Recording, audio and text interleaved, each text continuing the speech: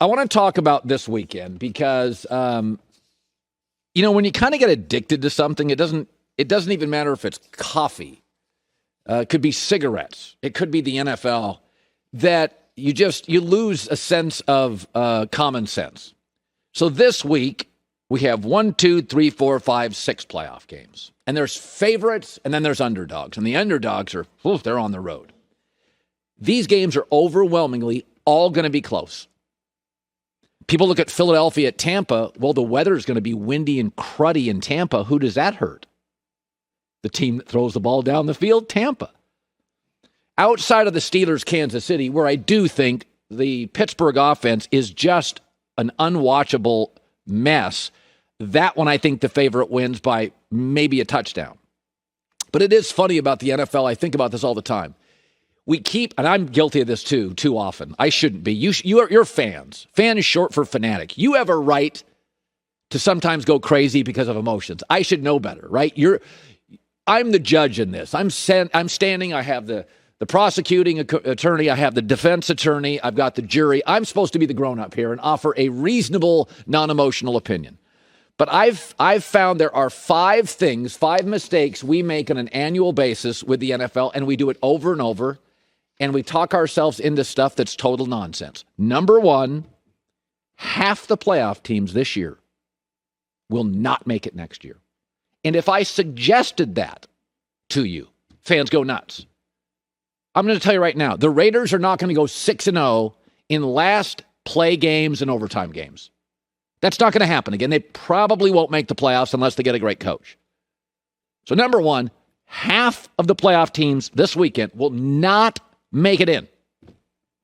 And when the media suggests it, you think we're crazy. Number 2, the NFL draft, when they say it's a great quarterback draft, half stink. And when they say it's a terrible one like this year, half will be excellent. This draft this year, I'm being told none of these quarterbacks are special. I'll put it on Kenny Pickett of Pittsburgh. I think is going to be special. Number 3, that free agent signing, Kenny Golladay, Adoree Jackson for the Giants. It's going to change everything. 33% of free agent signings work. I'm just giving you the Giants as an example. Most don't. Number 4 is the high-scoring team in September with no defense, and the high-scoring team. Remember, teams score a lot when the weather's perfect, not as much late. The high-scoring finesse team, we always think they're going to run to the Super Bowl, outscore everybody, and then this weekend we have a playoff game where the temperature is going to be 0.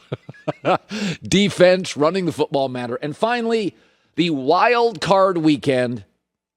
Favorites are going to win. A lot of blowouts.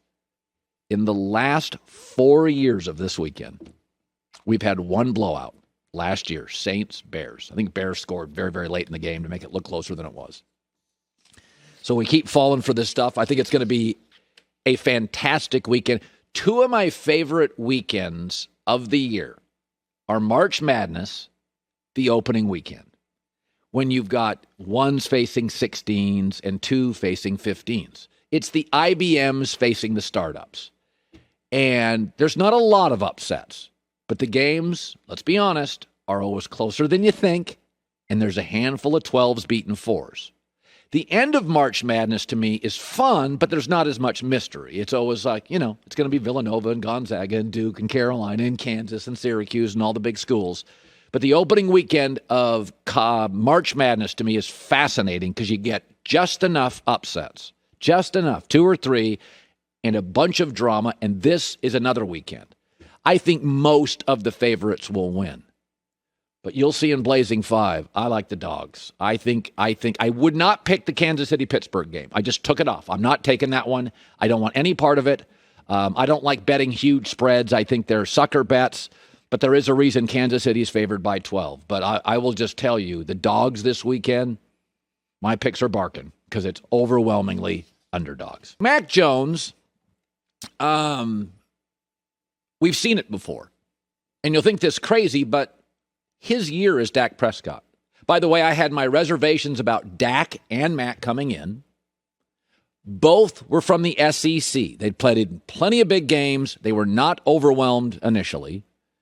We were taken by the maturity of both Mac and Dak. Go look at their numbers in their rookie year. They both completed about 68% of their throws. Dak had 23 touchdowns, Mac 22. Yards per game, virtually identical. 229 to 223.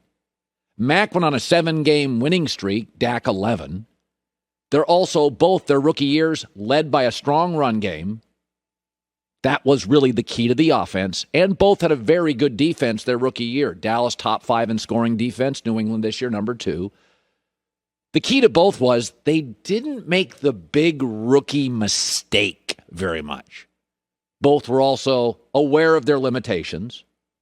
It wasn't their arm talent or their ability to move, but with Mac and Dak, it's the coachability, the self-awareness, the maturity.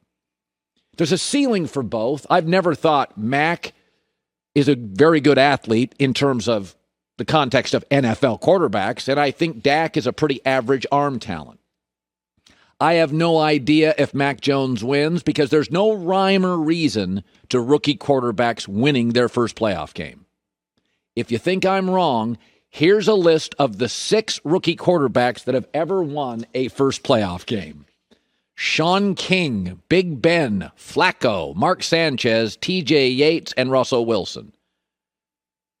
2 forgettable, 2 feel like Hall of Famers, and 2 Sanchez and Flacco had a kind of peculiar ability to win big playoff road games early in their career. I have no idea how Mac Jones will do this weekend, but I've seen it before from the SEC. I had my doubts with both. But what separates Mac and Dak, and it usually isn't this, we ask our NFL quarterbacks to be unfairly mature at 23 years old.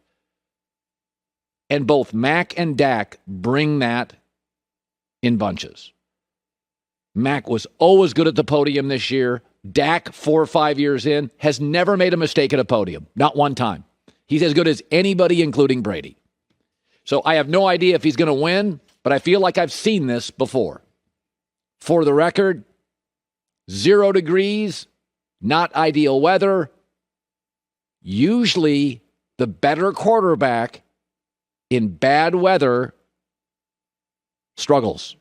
Josh Allen, Mac Jones, I suspect we have a potential upset this weekend. Hi, everybody. Thanks for watching. Subscribe here to get the latest from the show.